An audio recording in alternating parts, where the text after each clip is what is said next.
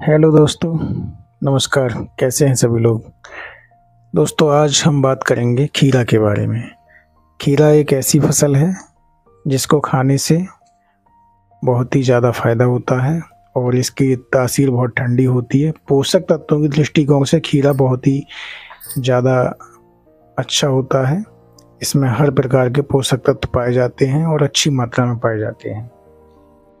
हर प्रकार के vitamins, antioxidant और इसमें आपके प्रोटीन और कार्बोहाइड्रेट और बहुत सारे मिनरल्स खीरा के अंदर पाए जाते हैं, जो कि बहुत ही ज़्यादा फ़ायदेमंद होता है। खीरा खाने से आदमी की तासीर ठंडी रहती है और शीतलता प्रदान करता है ये, और पेट के लिए बहुत ही ज़्यादा फ़ायदेमंद होता है खीरा।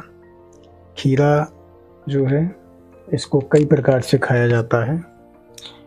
खीरा का रायता भी बनाकर खाते हैं। खीरा को सलाद के रूप में भी खाया जाता है और खीरा के लिए आप हर प्रकार से खा सकते हैं। कच्चा खीरा भी खाया जाता है। जाहिर सी बात है, खीरा को कई तरह से खाया जाता है। तो दोस्तों, हम बात करते हैं खीरा की खेती किस प्रकार से की जाती है और खीरा की खेती में किन किन सावधानियों का ध्यान रखा जाता है और कब खीरा में क्या क्या कार्य किए जाते हैं।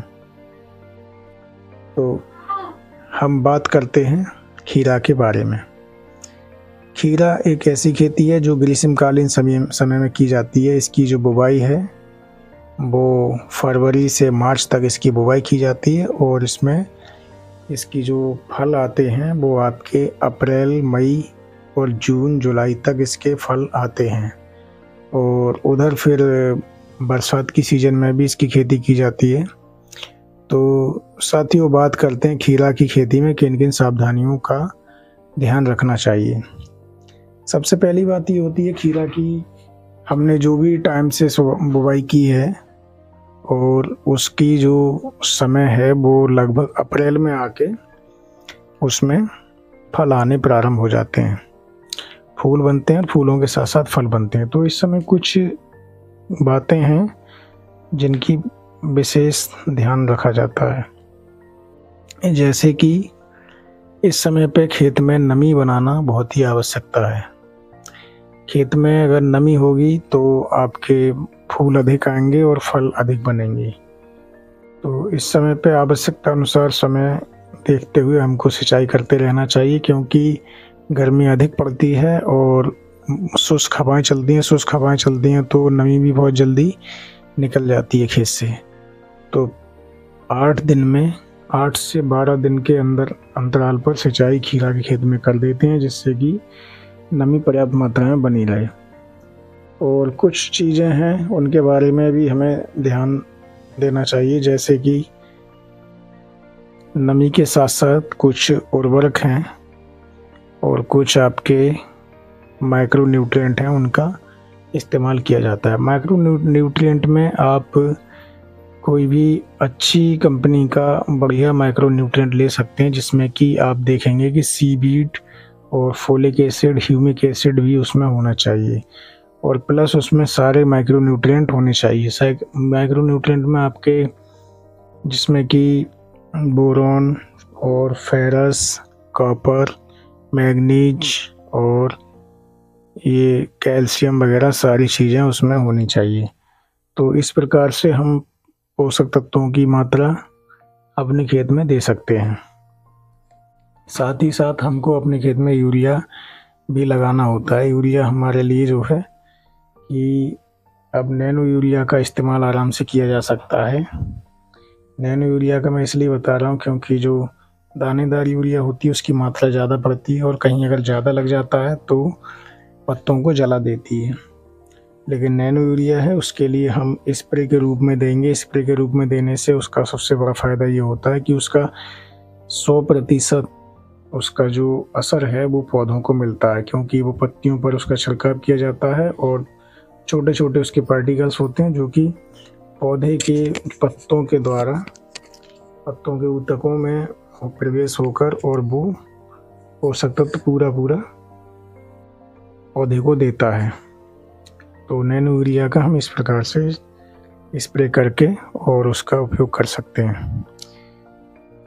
इसके साथ साथ किसान साथियों हम अपने खेत में बायोबिटा PI कंपनी की बायोबिटा आती है, बायोबिटा का छिड़काव करते हैं। बायोबिटा का छिड़काव करने से सबसे बड़ा फ़ायदा ये होता है कि वो बायोबिटा को लगाने से अधिक फूल बनते हैं और फल उत्पादन अधिक होता है, क्योंकि बायोबिटा में आपके फोलिक एसिड, ह्यूमिक एसिड और सीवीड एक्सट्रैक्ट ये इसमें काफ़ी अच्छी मात्रा में पड़े होते हैं, जिसमें कि ह्यूमस की मात्रा खेत में ये देता है।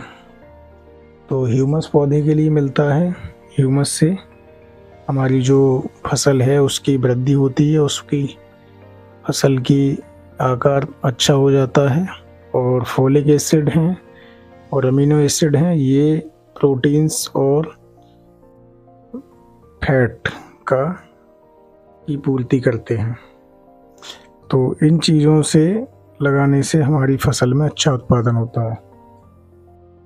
किसान साथियों, इसके साथ साथ कुछ प्रकार के कीट भी फसल में लगते हैं, जैसे कि आप देखते हैं वाइट फ्लाई यानी कि सफ़ेद मक्खी। सफ़ेद मक्खी क्या करती है, वो खेत में जगह जगह पे उड़ती है और वो आपको देखने को मिला होगा कि सफ़ेद रंग की एक मक्खी सी होती है। तो वो पत्तों पर बैठ जाती है और उसके बाद में फिर अपने अंडे देती है। उन अंडों से खेत में सूड़ियाँ बन जाती हैं और जब सूड़ियाँ बन जाती हैं तो वो आपकी फसल के पत्तों को खाती हैं और फल के लिए काना करती हैं, तो उससे काफ़ी नुकसान होता है। तो हम सफ़ेद मक्खी और सूड़ियों की रोकथाम करने के लिए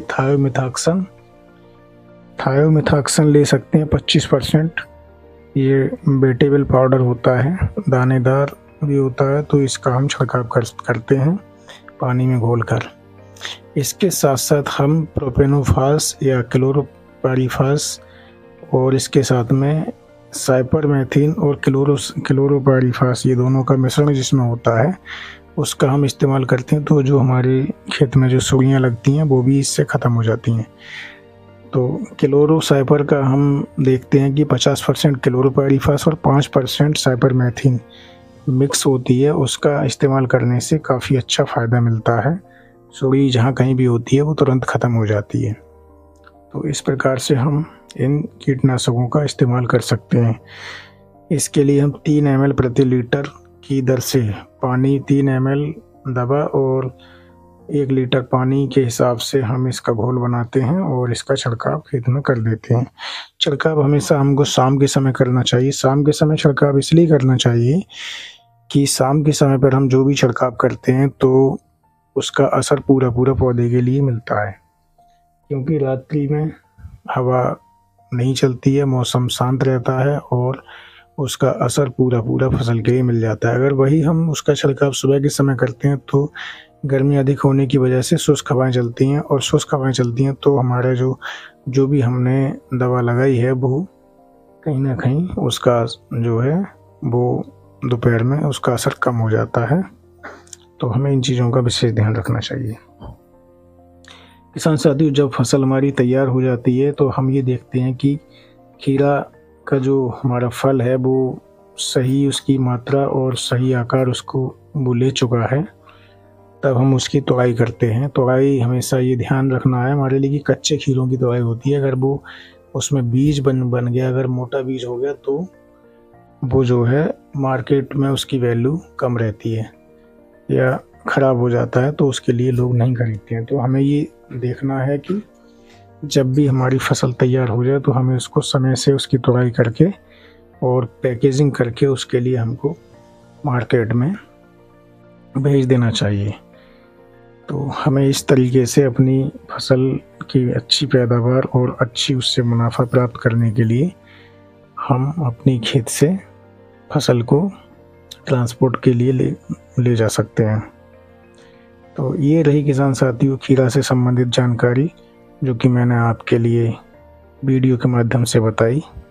इसी प्रकार से आप हमसे जुड़े रहिए, हम आपको समय समय पर ऐसे ही खेती बाड़ी से संबंधित जानकारी देते रहेंगे। हमारा ये प्रयास रहता है कि हम आपके लिए अच्छी से अच्छी जानकारी दें। तो आज की वीडियो यहीं समाप्त होती है। हम आपसे फिर मिलेंगे एक अगली वीडियो में एक इसी प्रकार से नई जानकारी के तहत। जो लोग हमारे चैनल पर पहली बार आए हैं वो वीडियो के लिए लाइक करें और चैनल को सब्सक्राइब जरूर करें, और उसके साथ साथ जो बेल आइकन यानी कि जो घंटी का निशान है उसको ज़रूर दबाएं, जिससे कि हमारी आने वाली वीडियो की सभी नोटिफिकेशन आपको मिलती रहेंगी। किसान साथियों, हम आपसे इजाज़त लेते हैं, अगली वीडियो में फिर मिलेंगे आपसे। तब तक के लिए नमस्कार। जय हिंद, जय भारत, जय अन्नदाता, जय किसान।